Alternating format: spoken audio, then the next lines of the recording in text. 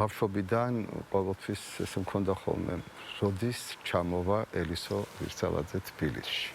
ეს ყოველთვის მქონდა ხოლმე და როცა ჩამოდიოდა აუცილებლად უნდა დავსწრებოდი და გუშინაც რომ გამოვიარე კონსერვატორიის მე იქ ვცხოვრობ კონსერვატორიასთან და კონსერვატორიის დიდ დარბაზში უკვე დამთავრებული იყო კონცერტი და გამოდიოდა ძალიან ლამაზად ჩაცმული როგორც შეეფერება აი ამ დარბაზს აი ამ ტიპის კონცერტს სხვადასხვა სახის კონცერტები იმართება და მაყურებელი რომ გამოდის ხოლმე ყოველთვის ხვდები როგორი ტიპის კონცერტი არის ხოლმე ამ დროს აი ესეთი განწყობაც ხო ისახება ისეთი რომელიც ძალიან კარგად ერკვევა კლასიკურ მუსიკაში და ძალიან მიხარია რომ ელისა ვირცალაძე თბილისში ასეთი სახელწოდების დღეები დაიწყო თბილისში ვანო სარაჯიშვილის სახელობის სახელმწიფო კონსერვატორიის დიდ საკონცერტო დარბაზი არის მასპინძელი და გუშინ პირველი კონცერტი ჩატარდა და დღეს და 6-7-ში გრძელდება და 7 მაისს იქნება მისი ჩათვლით იქნება ეს დღეები და დღეს ჩვენთან ამაზე უფრო კარგად გვესაუბრება ჩვენი სტუმარი ეს არის მუსიკალური ცენტრის ელისა ვირცალაძის მუსიკალური ცენტრის პროგრამების მენეჯერი ეს წავიკითხე მთლიანად ქალბატონი მაია კოკოჩაშვილი მე მას მივესალმები რომ ჩვენთან ხართ და ვსაუბრობთ ელისა ვირცალაძეზე მე როგორც ვიცი ქალბატონი ელისო მასტერკლასებსაც ჩაატარებს რაც არის ნუ ალბათ ერთ-ერთი ყველაზე დიდი მოლოდინი იმ ადამიანებისთვის ვისაც ეს ყველაზე მეტად სჭირდება მართლაც უდიდესი ხელოვანი ამაში გარკვეული მტკიცება არ სჭირდება რომელმაც ქართულ და არა მარტო ქართულ მსოფლიო მუსიკალურ სამყაროში თავისი ძალიან მნიშვნელოვანი ადგილი დაიკავა, შექმნა საკუთარი სკოლა და ძალიან ბევრი ადამიანი მასთან ერთად გაიზარდა ამ სკოლის საფუძველზე. ერთია კარგი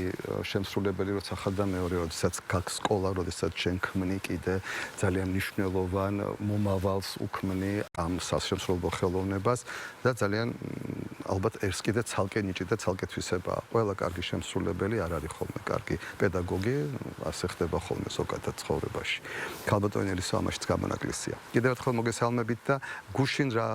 რას მოვუსმინეთ, ხვალ დღეს, ხვალ რა გველის ამაზე რომ ის. მეც მოგესალმებით და ძალიან დიდ მადლობას გიხდით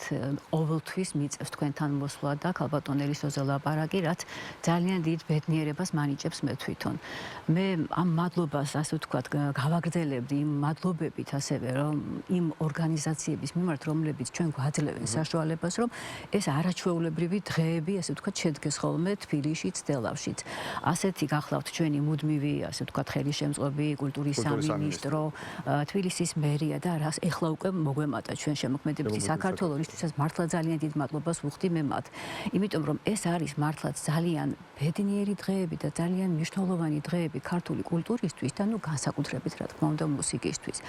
გუშინდელი საღამოა თქვენც ძალიან სწორად აღნიშნეთ ну ჩვენ კი ვიცოდით მოლოდინი გქონდა რასაკვირველია ყველასთან ჩვენ რეპეტიციებსაც ვესწრებით და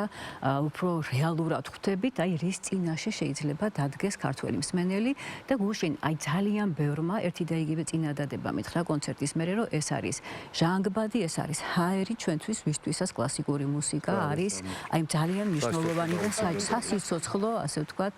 რამ არის მართლა ძალიან დიდი ბედნიერება იყო გუშინ შესრულდა ბრამსის და დვორჟაკის კვინტეტები ჩვენ გვყავდა ქალბატონ ელისოსთან ერთად არაჩვეულებრივი კვარტეტი ოისტრახის სახელობის დავით ოისტრახის სახელობის კვარტეტი რომლებთან და ჩვენ უკვე ძალიან ხანგრძლივი ასე ვთქვათ თანამშრომლობა გვაქვს და მართლაც ისეთი კონცერტი შედგა გუშინ რომ აი არ ვიცი აი არც ვიცი აი რაღაც ხანდახან ისტორიის ათვლაც იწყება ხოლმე ესეთი საღამო იყო გუშინ ეს რაც შეეხება თვითონ ქალბატონი ელისოს კონცერტს. თქვენ როგორც უკვე აღნიშნეთ, ამ პროექტს ქვია ქალბატონ ელისო ვირცალაძე თბილისში. და ეს არის ჩვენი მეორე პროექტი, მეორე დიდი პროექტი, ასე ვთქვათ, რომელიც თელავის ფესტივალის ასე ვთქვათ, მიღმა კიდევ არსებობს და რაც ძალიან გვიხარია მესამე წელიწადია უკვე ტარდება თბილისში ეს. და იმიტომ ქვია ეს სათაური აი ამ პროექტს, რომ ქალბატონი ელისო უკვე წარსდგება აქ როგორც აი მთელი მისი შემოქმედება, მთელი მისი ცხოვრების მთავარი ხაზი, მისი საკონცერტო მოღვაწეობა, მისი როგორც პროფესორის მოღვაწეობა, მისი უკვე პროფესორის მოღვაწეობიდან გამომდინარე კლასის კონცერტის ჩვენება, ასე ვთქვათ, მისი სრული სახე, სრული მისი საქმიანობა, შედეგები არის ხოლმე ასე ვთქვათ ჩამოტანილი თბილისში. ეს ჩვენ ძალიან გვიხარია, იმიტომ რომ როგორც პროფესიონალებს, რომლებისთვისაც ძალიან მნიშვნელოვანი არის ამ დღეებს დაესწრონ ჰქონდა ყველაფერი ეს მიიღო ძალიან ბევრი მუსიკის მოყვარულიც ყავს იცით ჩვენ ძალიან ბევრი ადამიანი მასტერკლასებს რომელიც ძალიან სპეციფიური არის პრინციპში ესწრება ხოლმე და აი აღფრთოვანებულია იმიტომ რომ ძალიან საინტერესო არის ესეთ შემოქმედის ღია გაკვეთილები შემდეგი დღეები უკვე აი თქვენ ჩვენ ხვალიდან უკვე ვიწყებთ მეორე ასე ვთქვათ მეორე ეტაპზე გადავდივართ ეს გახლავთ მისი კლასის კონცერტი ამ შემთხვევაში ქალბატონელისოს ჩამოყვანილი ყავს გერმანიიდან, იტალიიდან, იაპონიიდან, ასე ვთქვათ, მისი სტუდენტები, რომლებიც მასთან სწავლობენ. თვითონ ქალბატონელისო მოღვაწეობს მთელ მსოფლიოში, იაპონია, ჩინეთი, ევროპა, რუსეთი, ეხლა საქართველოშიც რასაკვირველი, იმიტომ რომ აქაც აქვს ეს მასტერკლასები და მართლაც ძალიან საინტერესო არის ხოლმე ეს დღეები, იმიტომ რომ ნუ სავსეა გადაჭედილი არის ხოლმე ის ძალიან დიდი კლასი, სადაც ქალბატონელისო ატარებს ამ მასტერკლასებს და ქართველი სტუდენტები კი იღებენ მონაწილეობას, მაგრამ ესწრება ყველა, ვისაც კი სურვილი აქვს პედაგოგები, იმიტომ რომ ეს ისეთი პრაქტიკული რჩევებია და ისეთი საინტერესო ხდება. აი მთელი ეს პროცესი როგორ ხდება ნაწარმოების სტრუქტურის აშენება, მუშაობა ბგერაზე და ნუ მე აღარ შევალ ამ რაღაც ძალიან პროფესიონალურ დეტალებში, ხო? და აი ამ ყველაფრის ერთ-ერთი მნიშვნელოვანი ნაწილი არის ხვალინდელი კონცერტი, სადაც ქალბატონი ელისო აჩვენებს თავისი კლასის, ასე ვთქვათ, სახეს. და ვფიქრობთ, რომ ძალიან საინტერესო იქნება ხვალშედგება ეს კონცერტი საღამოს 6 საათზე თბილისის კონსერვატორიის მცირე დარბაზში და სამი მისი სტუდენტი მიიღებს მონაწილეობას კონცერტში. საფორტეპიანო მუსიკის კონცერტი და საკმაოდ დიდი და ვრცელი კონცერტი იქნება, დიდი რეპერტუარი, ძალიან საინტერესო, დიდი ნაწარმოებებით, დიდი მასშტაბური ნაწარმოებებით და იმედი გვაქვს, რომ ჩვენი მსმენელი ხვალაც დარჩება კმაყოფილი. შემდეგი დღეები უკვე 6 და 7 ასე ვთქვათ მაისი უკვე მიეძღვნება მთლიანად მასტერკლასებს და აი მასტერკლასებზე უკვე მონაწილეობას იღებენ ქართველი სტუდენტები, მათთვის ეს ძალიან დიდი ბედნიერება არის, მთელი წელი რიგში დგანან, რომ აი ამ მასტერკლასზე როგორ მე მოხვდნენ და ძალიან გვიხარია, რომ ეს შესაძლებლობა მათ მიეცემათ ხოლმე წელიწადში ორჯერ, ერთხელ თელავის ფესტივალზე, მეორეჯერ უკვე თბილისში და ძალიან დიდი იმედი გვაქვს, რომ ეს პროექტი, რომელიც უკვე მესამე წელიწადი გრძელდება, ტრადიციული გახდება და ჩვენ შევძლებთ ხოლმე რომ ყოველ წელიწადს გავახაროთ ჩვენი რა მაინტერესებს აი მასტერკლასები ბრძანეთ და სტუდენტებისათვის ნამდვილად ეს ძალიან მნიშვნელოვანია თუმცა ვფიქრობ რომ არ იქნება ურიგო ახალგაზრდა პედაგოგებისთვისაც იმიტომ რომ ერთია რომ სტუდენტი იღებს მაგრამ მეორეა პედაგოგსაც ძალიან ჭირდება ხშირ შემთხვევაში სწორი მასტერკლასი იმისათვის რომ სწორად ასწავლოს აბსოლუტურად გეტყვით ამიტომ ასეთი რანგის პროფესორები სწორედ პირველ ყოვლისა იმათაც უნდა უტარებდნენ მასტერკლასებს და მათთვის უნდა კეთდებოდეს, ვინც მომავალ თაობას უნდა. აბსოლუტურად გეთანხმებით. სხვათა შორის ეს თავისთავად ასეც გამოდის, იცით, იმიტომ რომ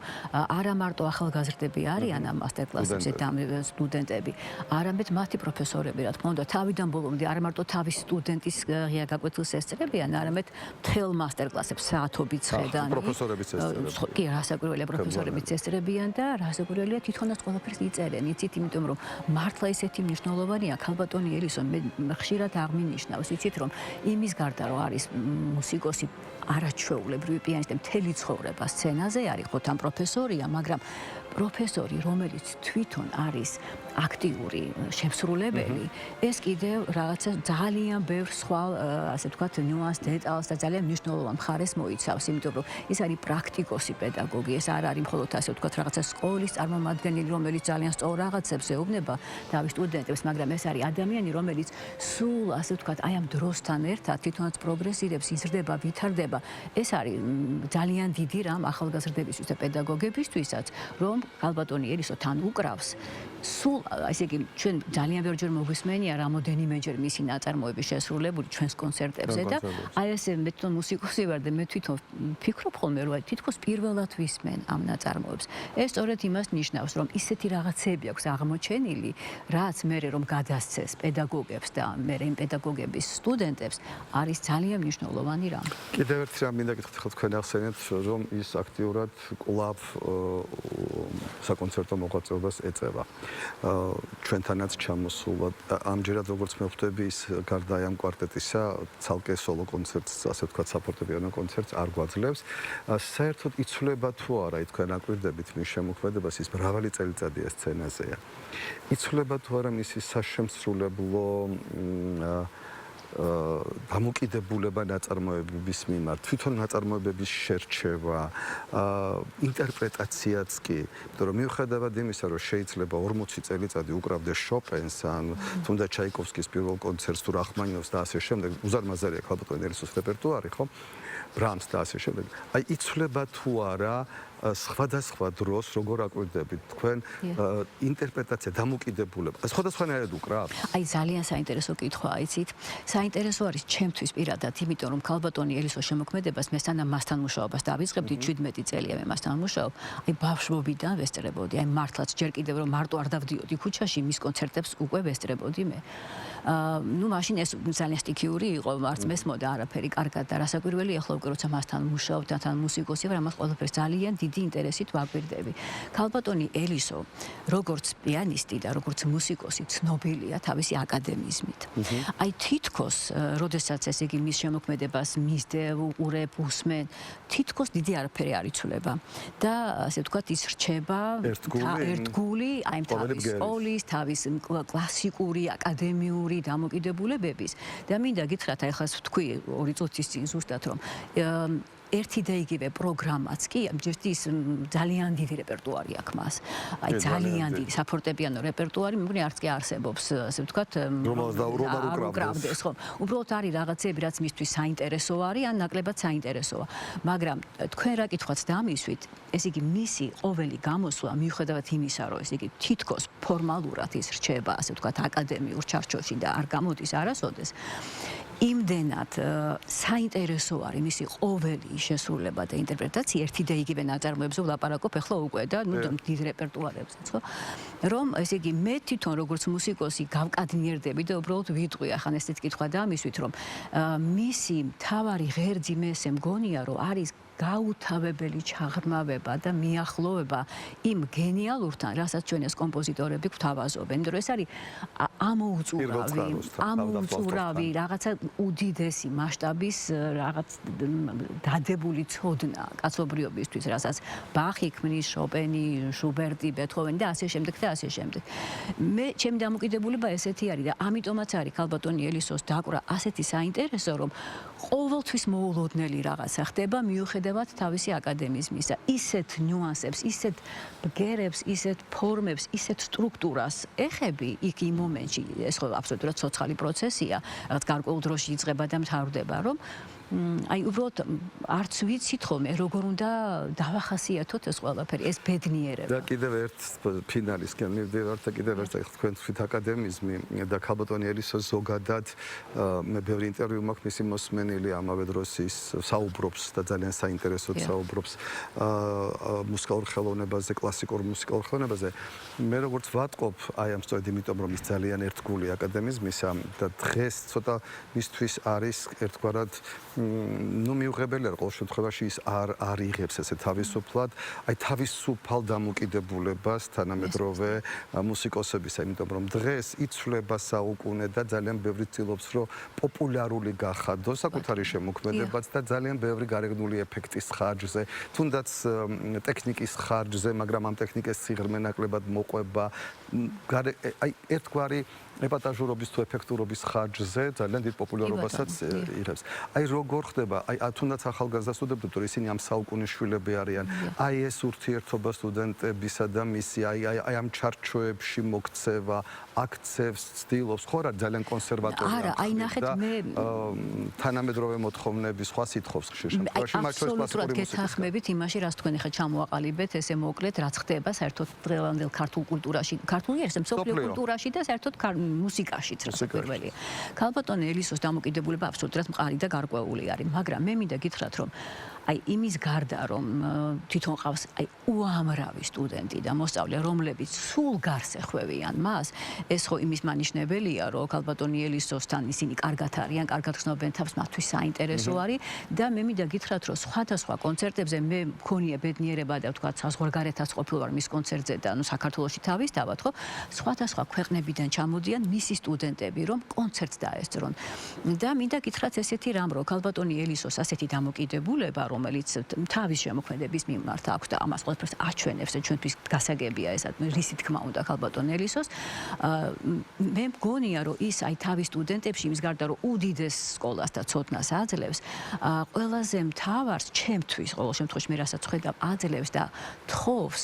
პატივისცემას ძალიან დიდი რაღაცების მიმართ, მუსიკის მიმართ პატივისცემას თხოვს და მე იცით ეს თავისთავად ხდება რომ ეს ეპატაჟური დამოკიდებულება, ეფექტები ცოტა უკან გადაიწევს ხოლმე და აი მთავარ რაღაცასთან მიდის ხოლმე ადამიანი. რასაკვირველია ხა ყველას თავისი გზა აქვს და ყველას თავისი მოთხოვნილება და სურვილები აქვს და ყველაფერი ასე ვთქვათ გასაგებია, მისაღები შეიძლება გახდეს გარკვეული ადამიანებისთვის და უფლებაც აქვს ყველას როგორც თვითონ დაუკვირდეს. ელისო ძალიან ერთგული აი ამ სტილის და ცდილობს რომ აი ეს რასაც ქვია აკადემიური კლასიკური მუსიკა დაჩეს აკადემიზმის ჩარჩოში და აი როგორც მსმენელმა ისე რასაკვირველია შემსრულებლებმა მიიღონ ეს უდიდესი ბედნიერება და სიამოვნება იმისგან რაც ბახმა მოგვცა მოცარტი და ბახი და ბეთჰოვენი მოცარტი და ასე შემდეგ იმიტომ რომ ამაზე დიდი ბედნიერება არ არსებობს და ეს არის მუდმივი და დანარჩენი ყველაფერი ნამდვილად ძალიან დიდი მადლობა რომ თქვენი ყავით ჩვენი სტუმარი და აი ეს თავისუფლება თუ გინდა სხვა ჟანრია რა ამისთვის რომელიც გაცილებით მეტი იმის გაძლევს რეალურად იმპროვიზაციას შორის ამისათვის არსებობს ჯაზი არსებობს სხვა ტიპის მუსიკა ამ თემით განვაგრძობთ ჩვენ გადაცემას